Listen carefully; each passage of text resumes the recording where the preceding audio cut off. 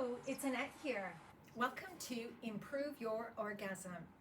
In this video, I will explain the importance of a healthy pelvic floor and the relationship between our breathing diaphragm and our pelvic floor.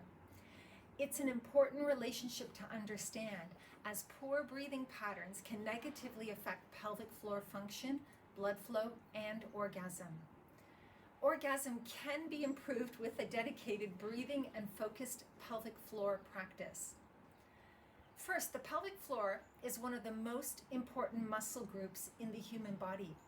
It supports the base structure of your spine, the pelvic girdle, and it supports the abdominal cavity organs, the vagina, uterus, and cervix, the bladder and rectum, and their functions of urination and elimination. Problems such as pelvic floor pain, back pain, SI joint instability, incontinence, POP or pelvic organ prolapse, and weak orgasm are just a few that can be remedied with a dedicated and focused pelvic floor practice. Statistically, 1 in 3 women will suffer from some form of pelvic floor dysfunction during her lifetime, and this will affect the quality of her life. Women can suffer from 2 types of pelvic floor dysfunction. Either the pelvic floor muscles are easily overtoned, which is called hypertonicity, and these women will experience pain, or the pelvic floor muscles are undertoned or have low muscle tone. This is called hypotonicity, where they have a loss of sensation. I will dive more deeply into these 2 types and practices to do and avoid for each in subsequent videos in this course. First, we need to learn how to perceive the pelvic floor with the breath in order to be able to move it, either relax it or tone it. I will teach how to perceive your pelvic floor in the next video. So what is the relationship between the breathing diaphragm and the pelvic floor? The diaphragm and the pelvic floor have a pressure relationship. When the diaphragm descends, the pelvic floor descends. When the diaphragm is elevated, the pelvic floor is elevated. If we're not breathing deeply, we're missing out on the movement of the breathing diaphragm and the pelvic floor, which help create blood flow.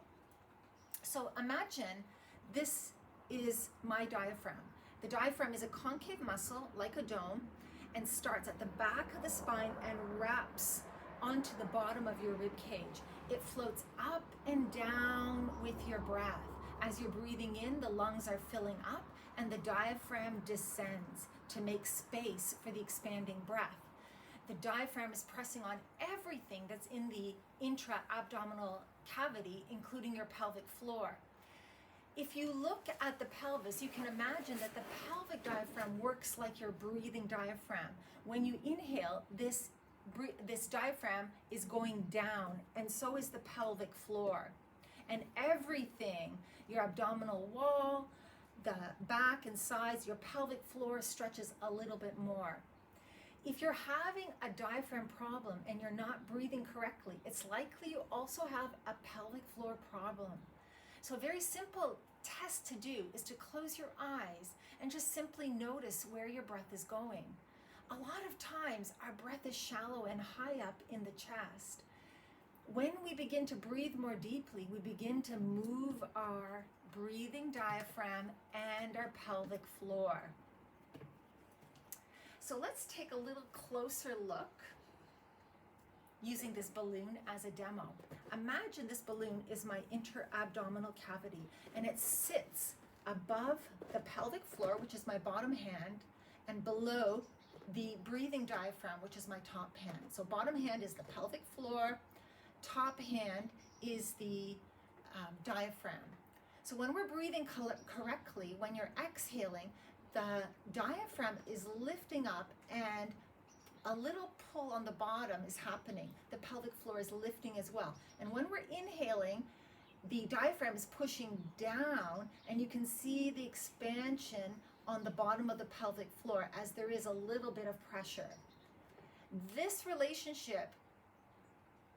With this relationship, you should be able to feel your breath. For example, when you're exhaling, there's a little bit of a lift in the pelvic floor, and when you're inhaling, the pelvic floor descends. When we're doing our pelvic floor exercises, we will work to train this by doing our contraction on the exhalation while we already have this natural lift happening. If you have a dysfunctional breathing pattern, you can actually create dysfunction in the pelvic floor. For example, if you're taught to hold your core sucking in your belly all the time, as many women are, then when you're breathing, the extra pressure goes down into the pelvic floor instead of being distributed evenly between the belly, back, and pelvic floor. And over time, your pelvic floor becomes weakened. Let's observe this chick who holds her belly in. So I want you to look what happens to her pelvic floor. When she holds it in, the pelvic floor bulges and weakens.